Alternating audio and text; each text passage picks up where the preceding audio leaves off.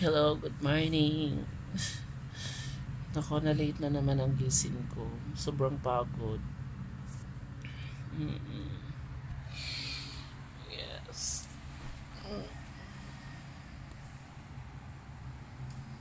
Ay, no. Yan, yan. Sobrang pagod.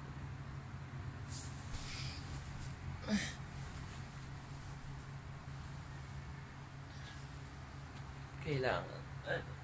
Ay, nako. Ang daming kakawin today. Anong oras na ako nakauwi kagabi? Siguro mga 10 na yata yan. Super lakas ng ulan. Nagbayad ako sa Meralco kasi baka putulan ng ilaw. Oh my God. Ay, nako. Dami mga babayaran. Nagbayad sa wifi, nagbayad sa water. Nako. Yun na yun. Monthly na yun. Hindi na yun. Yun na yun ang laging katuwang sa buhay, mga babayaran. Then mayroon pang iba. Kailan kaya mauki ng pera para masettle na lahat ng mga babayarin? Kasi na marami nang nagagalit. Anyway, ganun talaga. So kailangan ko nang tumayo. Ay, naku, mag-exercise muna sa paa. Kasi para lumaki daw ang puwet. Ayan, diba? Ayan. So kailangan ko nung magligpit at bababa na. Alas 6 na mga 6:53 na yata. Magligpit na ako diba? Napakahirap. Hello sa mga ka-OFW ko dyan sa abroad, kahit saang panig ng mundo. Alam ko po yung mga nararamdaman nyo. Pagising sa umaga, may trabaho agad, magluto agad ng food, tapos mag-ready na kasi may service na sa baba. Napakahirap. Tapos ang homesick. Ako, ranas ko po yan. From 2005 until 2018 akong OFW. Kaya kung ano may mga naramdaman nyo, ramdam ko din po yun. Kaya mag-ipon po talaga kayo. Huwag ipadala lahat sa family. Kailangan may savings para in the long run, pag uwi nyo, kung gusto nyo nang mag for good, meron kayong pera na magamit for business. Okay, but think positive, everything will be alright. Ay, mag-ayos na ako. Dami kong kakawin. Yeah. Dami kong kakawin, promise. First, iligpit ko muna itong hinihigaan ko. Diba? Ayan. Kailangan ko muna ligpit ang hinihigaan ko. Lagay ko muna siya dito for pansamantala. Okay.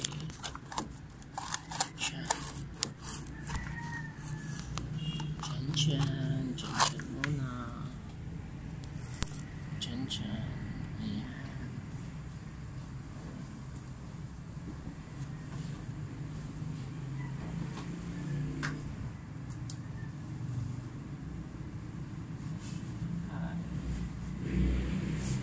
Magiging muna sa higaan. Para. Yan. Diba? Yan, dalawang unan ko. Magkaibang offer. Namat nang kumuha.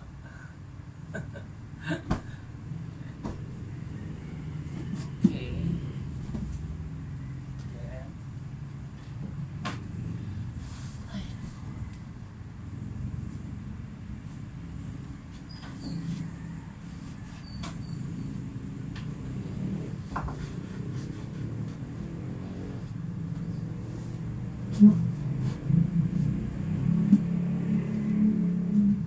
Ito pang pang cover ng kama ko, guys, is galing pa to ng abroad. Napakabigat. Just imagine 17 kilos. Binili ko to sa, nakalimutan ko roon, yung lagi binibilhan namin dun sa abroad.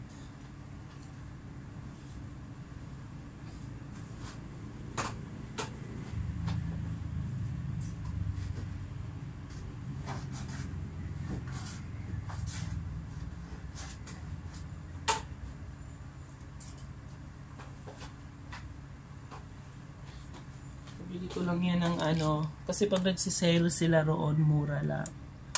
Pag taglamig, clearance sale, nako, grabe ang mura.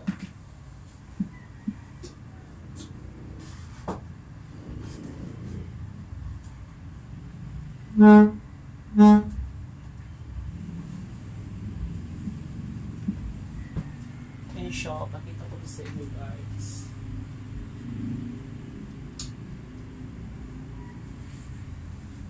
Ayan siya, mura lang. Ang kapal, promise. Ang kapal niya, napakabigat. Ayan. Diba? Yes.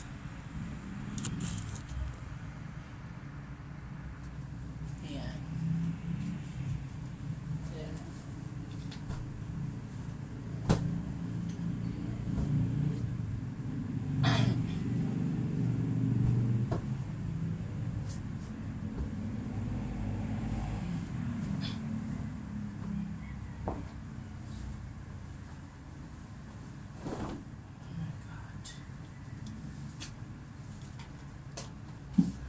Takes time. Yes. Okay.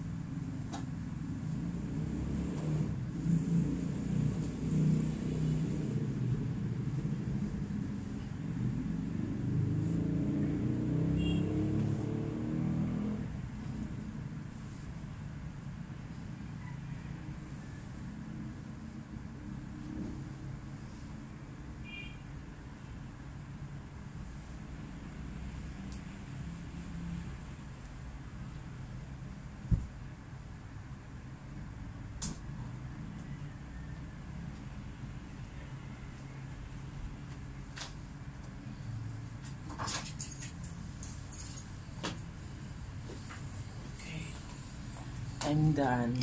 Yes. Tapos na. Ayan. Tapos na.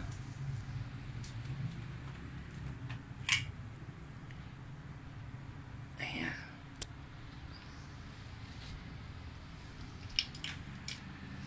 Yes. So, kailangan ko nang patay ng ilaw at bababa na ako.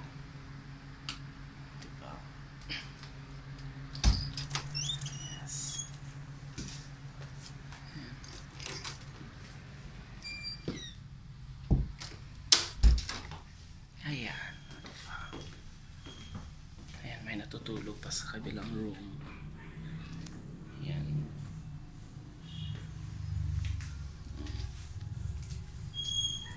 Yan, bababa na ako.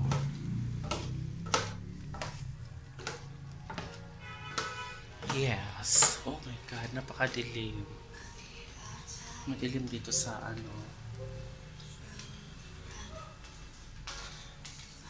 Good morning! Yes. At meron akong bubuksan ko muna dito ang bintana ng paliguan para lumabas yung amoy dito sa loob. Ay, kaya ano ko muna yung cortina. Ito sa shower room. Ayan. Dito kami naliligo. Ayan yung shower room. Tapos magsalang muna ako ng labahan para habang nasa labas ako nag-ano muna yung may naglalaba. Yeah. Yes. My God. A minute. Oh my God. Ayan. Ayan o, tinan mo labahan. O. Madilim na. Kailangan ko muna siyang sangkurang ilaw dito para lumiwanag.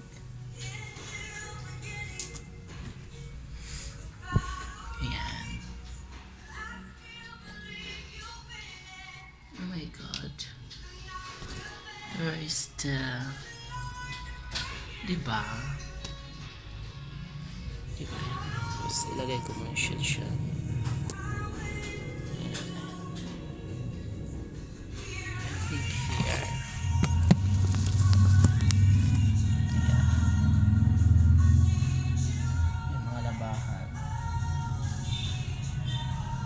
Diba? Ganun lang yun. Magsalang muna ng labahan. Kasi ang dami ng... Hindi ako nakapaglaban ng ilang days. So...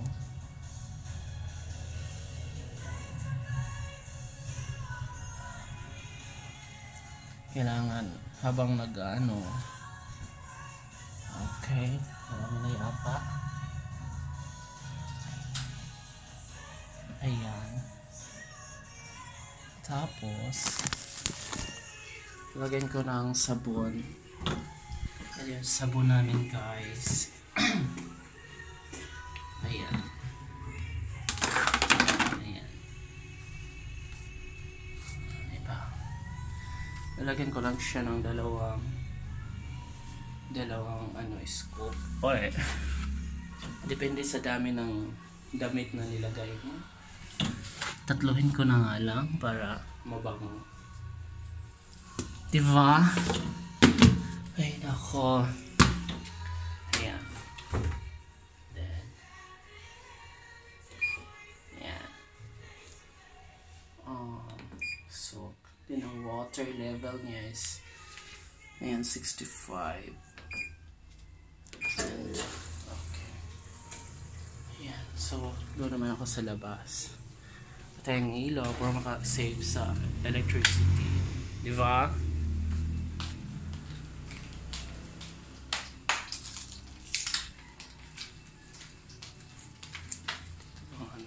Okay. Nalabas na ako. Ayan. Ayan. Mag-start muna ako na God. Hello, good morning. Ang ganda ng araw. Ganda ng araw today. Yan. Punta ko na ako kay mama. Good morning. Hoy! Saan ba din hiya, mama? Ayan si mama, oh. Yan din ang pang-araw-araw niya. Alis ka, Bel? Ha? Ah, hindi ba? Ayan si mama, oh.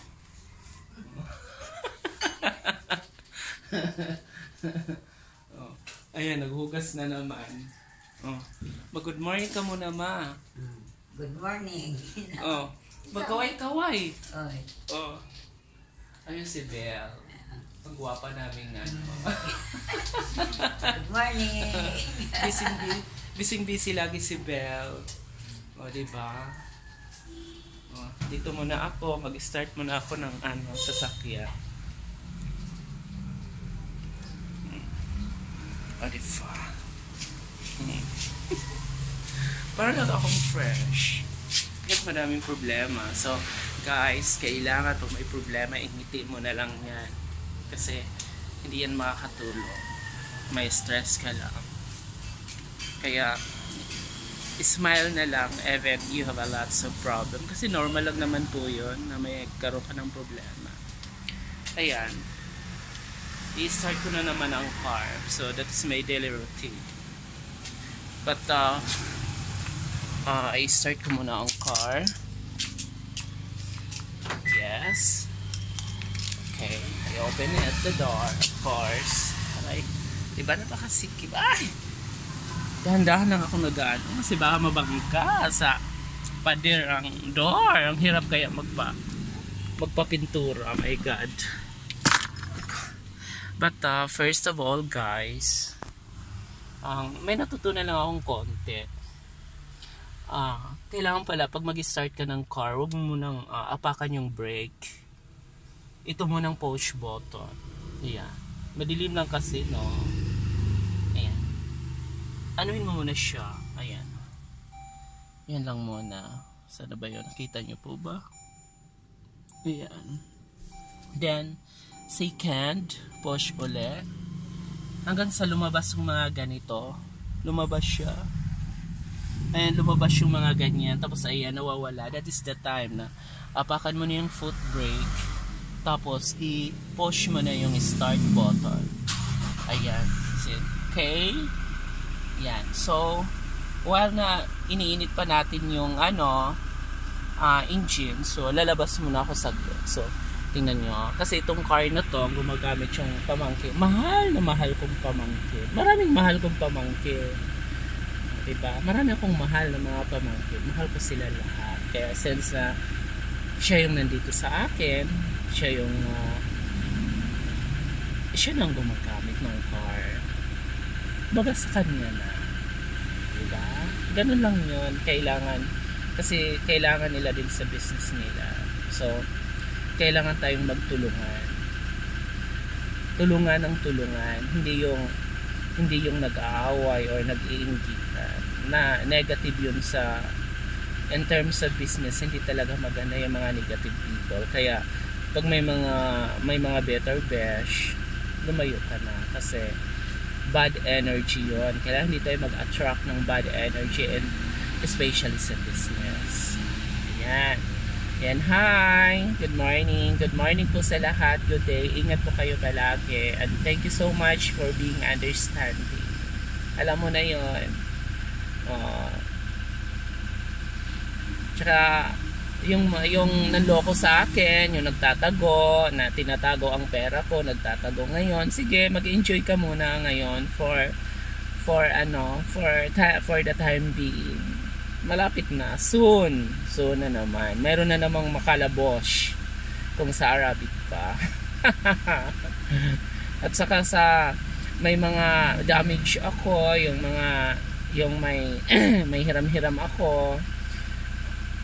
Diyan lang, no worries. Masisettle ko yan as soon as possible. Pasensya ka na. Alam mo na kung sino ka. Pinopost mo na nga ako.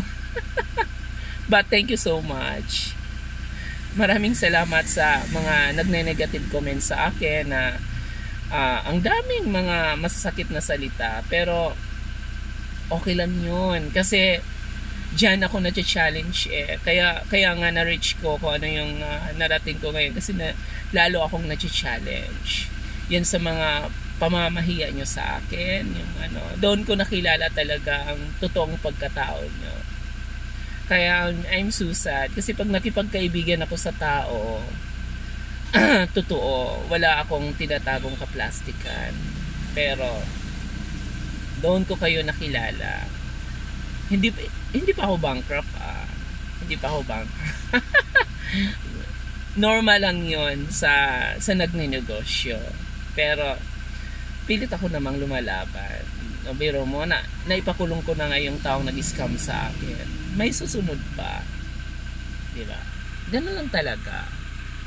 And sa panahon ngayon, walang taong siguro mga mabilang na sa daliri ang walang mga utang, yung mga billionaire, malalaki ang mga loan sa bangko.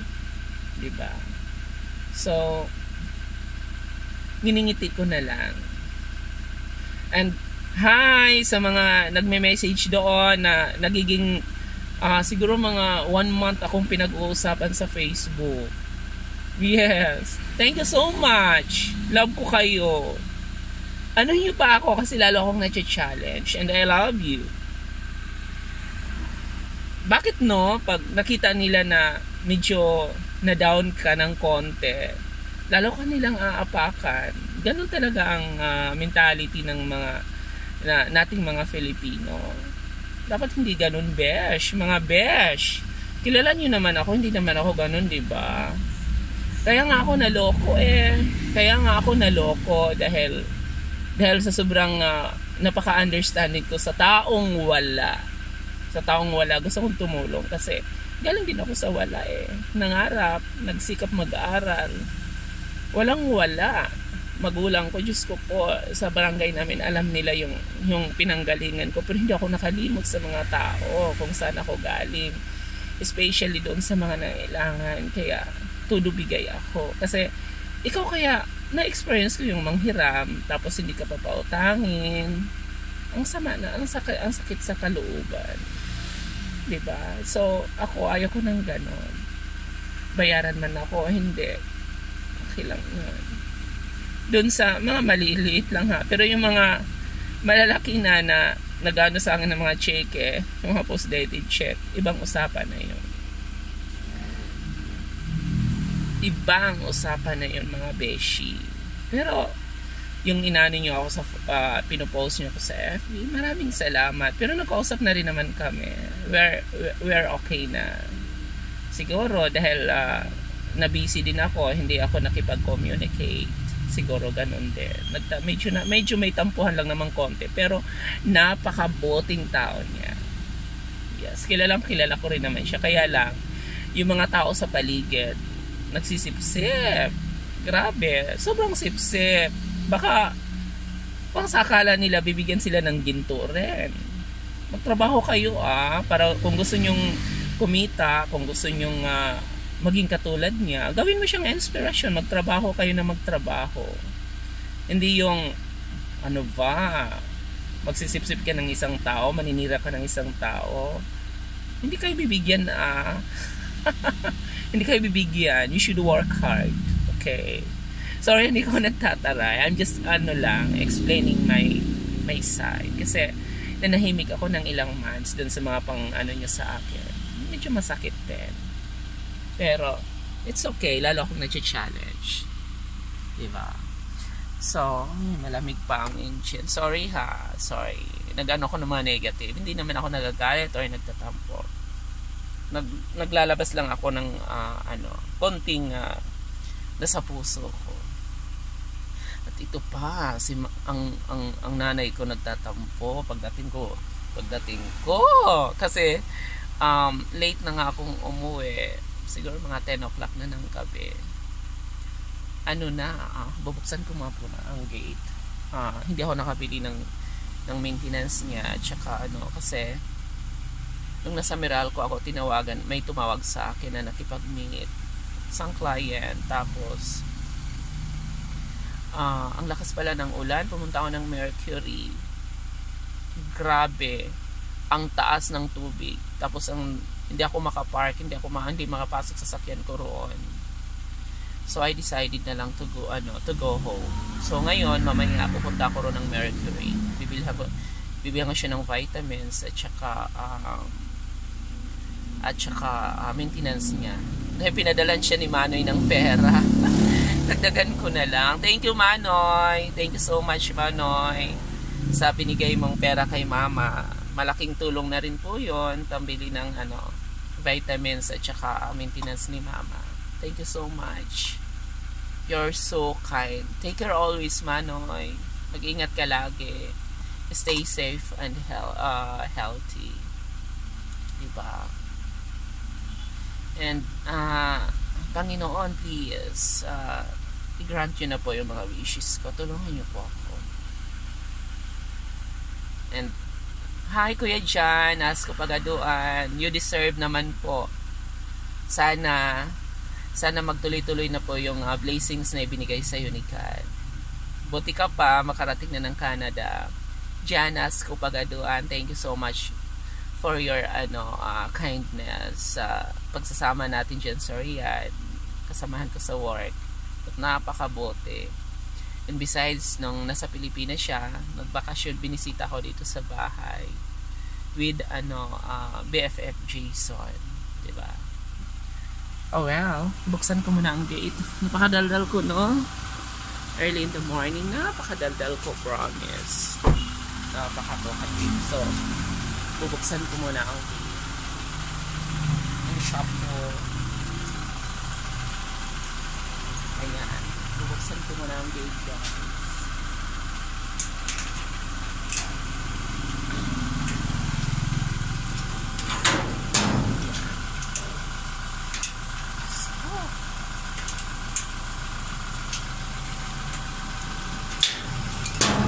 Ang gate napakabigat kasi ang laki, promise. Ano, magbabasura ay buti na lang ibinalik ang sako ng mga magbabasura, diba? Ayan, so lagay ko muna siya rito. So nahirapan ako lagi yung mga basura na ano.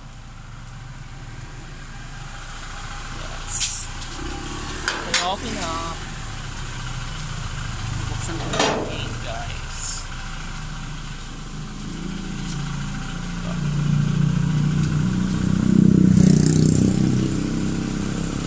Hi!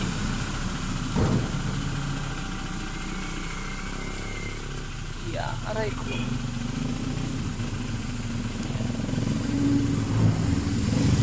Okay.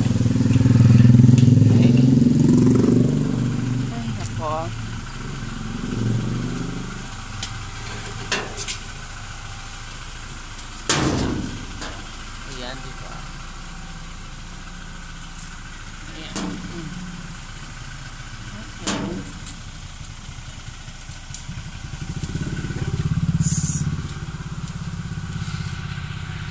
Ayan, my God. Napaka-ano pa rito sa amin. Tingnan mo, napakadumi. Kasi doon lang siya nakapark sa labas. Kailangan wala na pala akong stock na gulong. Wala na akong stock na gulong. Ang hirap kasi mag-ano ngayon dahil nga sa pandemic. Laging, aywan ko, balita, ilalockdown daw dito sa amin. Kaya, happy lang. Mga orchids ko, good morning. Mamulaklak na kayo. Yes. Kunin ko muna yung slipper. Kasi ang dumi ng slipper ko, pag-iakyat ko sa sasakyan. Yeah.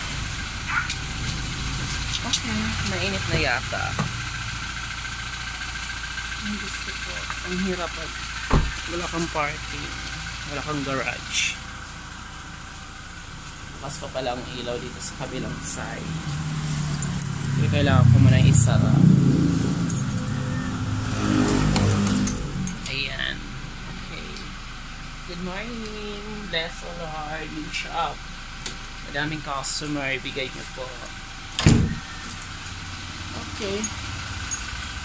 Then, tingnan ko muna kung baka mabangga ako. Okay. Happy lang. You should smile all the time. Okay. Ouch. Okay. Okay. So, ano kong gawin? Mag-seatbelt muna ako kahit malapit lang kasi nasanay na ako kasi according nga ng technical advisor doon sa company na pinanggalingan ko, sanayin mo sa sarili mo na mag-seatbelt pagpapasok ka ng sasakyan. Tapos aapakan ko na yung foot brake, then ibababa ko na tong parking brake. Okay, then i-reverse ko na siya, ilagay ko sa reverse. Ayan. Okay, then mag-hazard ako para aware yung mga sasakyan sa labas, diba? Okay, yes. And then nakita nyo guys, yung camera yan. Yung camera sa sa labas. Sa rear pala. Okay. Then, dahan-dahan lang. Should drive slowly. Kasi may sasakyan sa likod. Baka mabangga ko. Mabangga ko si Zoe. Yeah. Ang name ko ng isang sasakyan ko, Zoe. Then ito naman, itong pick up. Carl. Okay. Pinangalan ko sa pamangkin ko. Carl. Siya na si Carl. Yeah. Aray ko. Okay. Slowly, Richie. Something like that. Yeah. Okay, reverse again. Diba? Kung wala akong dito shop sa kung wala akong shop, hindi sana, okay lang sana na hindi siya ilabas. Kailangan may ito na lang natitira sa akin. Diyos ko, ang forehead ko. Ito na lang natitira sa aking mga pinaghirapan sa Riyadh ng maraming taon. Ayan. And pasalamat ako sa Saudi, sa Riyadh, sa Saudi. Yeah. Kasi kung hindi sa kanila, hindi ma-uplift yung life namin ng family ko. Kahit napakahirap, pero naman, kayang-kaya. Sanay naman sa hirap. Maraming salamat, maraming oh my God.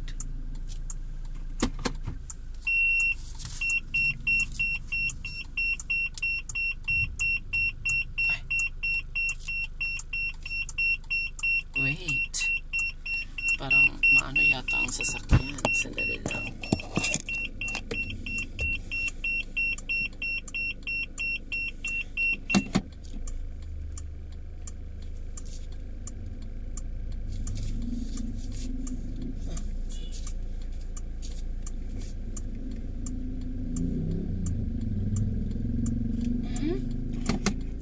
Wait.